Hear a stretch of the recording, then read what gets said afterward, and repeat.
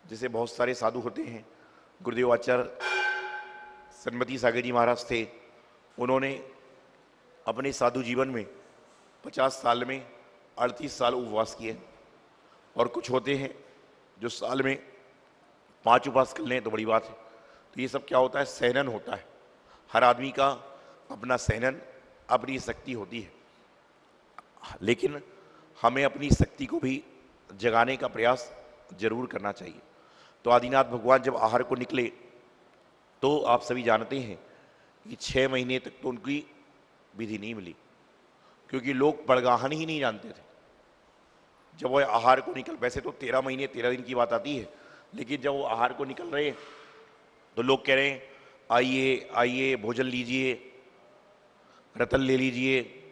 कई लोगों ने तो ये कह दिया कि हमारी पुत्र पुत्री ले लीजिए, लेकिन विधि का ज्ञान नहीं हुआ। उसी समय राजा श्रेयांस, राजा सोम, इनको वह अवसर प्राप्त हुआ कि वह इस युग के प्रथम आहारदाता बने, और उन्होंने आदिनाथ भगवान को विधिवत नौदा भक्ति से हस्तिनापुर नगरी में पढ़ाया, और पढ़ाने के बाद उनको आहार दिया। और आहार भी किससे दिया? किससे आहार दिया? गन्ने के रस से। आप लोग कहते ना, इच्छू रस का हुआ पारना, अक्खा तीज महान है। उसी समय से अक्खा तीज का महत्व हो गया।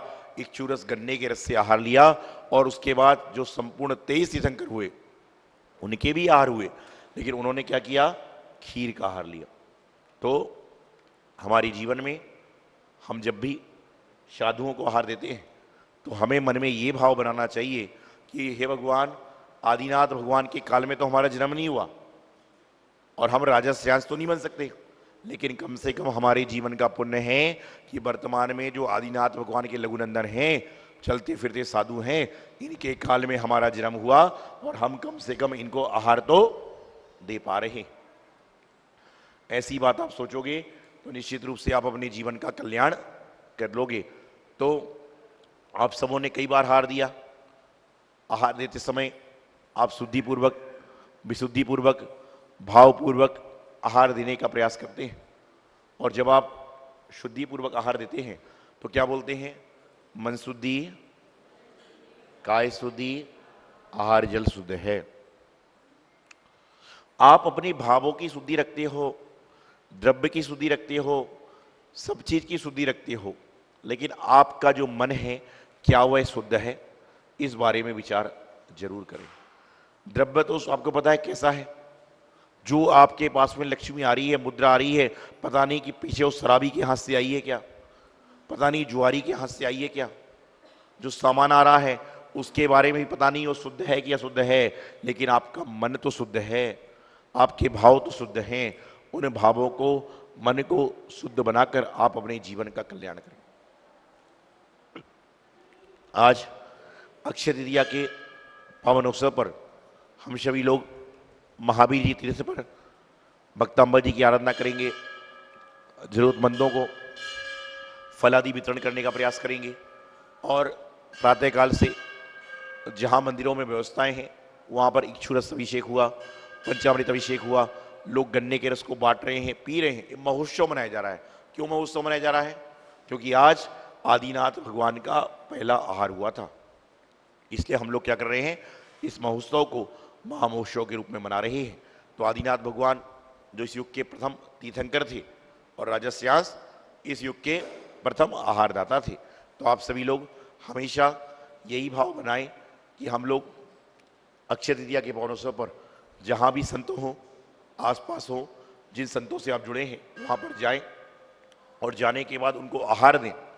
आहार में गन्ने का रस देने का प्रयास करें, लेकिन ऐसा ना करें कि 1 लोटा गन्ने का रस मैं ही दूंगा। गन्ने का रस देने का प्रयास करें, मतलब 1 चम्मच से भी काम हो जाएगा। नहीं तो लोग क्या करते हैं, मैंने कह दिया गन्ने का रस देना है, एक आदमी कढ़ाई और गुंडी भर के लाया, बोले मैं तो गन्ने का रस दूंगा और आपको लेना पड़ेगा। यदि हर व्यक्ति 1-1 गिलास देगा और 200 लोग आहार देंगे तो महाराज जी लेंगे क्या? इसलिए इस बात का विचार करना है कि हमारे यहाँ से एक बार ले लिया, हम लोग अपना कार्य प्रारंभ कर दें। तो आज अक्षय तृतीया के पावन अवसर पर आप सभी लोग अपने जीवन को अक्षय में बनाना चाहते हैं, अपने जीवन को शांतिमय बनाना चाहते हैं, तो जब भी नवदा भक्ति करने का अवसर आए आप जरूर करें। और आज मैं आपसे एक बात कहता हूं कि आप लोग जो मेरी बात सुन रहे हो, अक्षय तृतीया का समय निकल जाएगा, उसके बाद सुन रहे हैं, आप लोगों को चाहिए कि आपके घर में यदि 5 लोग हैं तो 5 के नाम से अक्षय दान कराएं, आहार दान कराएं। क्यों? जिस प्रकार से आप रेस्टोरेंट में भोजन करने जाते हो तो सभी के लिए प्लेटें अलग अलग लेते हो, तो जब दान की बात आती है तो एक साथ क्यों? उनसे आज आप जब दान कराओगे तो वे बड़े होंगे, जब पैसे कमाएंगे आपको हाथ में पैसे देंगे कि मेरी ओर से आहार दान में द्रव्य लगा देना। अक्षय तृतीया का दान तो रोज करने की बात होती है, 4 प्रकार का आहार दान 4 संघ को दीजिए। तो उसी प्रकार से आज अक्षय तृतीया का पावन अवसर है, आप सभी लोग अपने जीवन को अक्षय में बनाना है, तो जो अक्षय वाले काम है वो करें, जीवन को सार्थक करें, यही मंगल भावना आचार्य गुरुदेव सिद्धांत सागर जी महाराज की। इस कार्यक्रम के पुण्यार्जक हैं सौभाग्य कोहिनूर श्रीमान संजय जैन, श्रीमती ममता जैन परिवार, ग्रेटर कैलाश दिल्ली। सौभाग्य भक्त श्रीमती संतोष जैन, श्री मुकेश जैन, श्रीमती सपना जैन, श्री हितेश जैन, श्री मयंक जैन परिवार, C78 सुशांत लोक 1 गुरुग्राम। सौभाग्य भक्त श्री भारत जैन, श्रीमती अनु जैन परिवार, अशोक विहार दिल्ली। सौभाग्य भक्त श्रीमती रेवती देवी जैन, श्री ईश्वर चंद्र जैन, रेणुका जैन परिवार, हौज खास दिल्ली। सौभाग्य भक्त श्री प्रद्युम्न कुमार जैन, श्रीमती आभा जैन परिवार, साकेत दिल्ली। सौभाग्य भक्त श्री राजेंद्र जैन, श्रीमती कुसुम जैन, श्री कपिल पूजा जैन, वर्षिका जैन परिवार, ईस्ट पंजाबी बाग दिल्ली।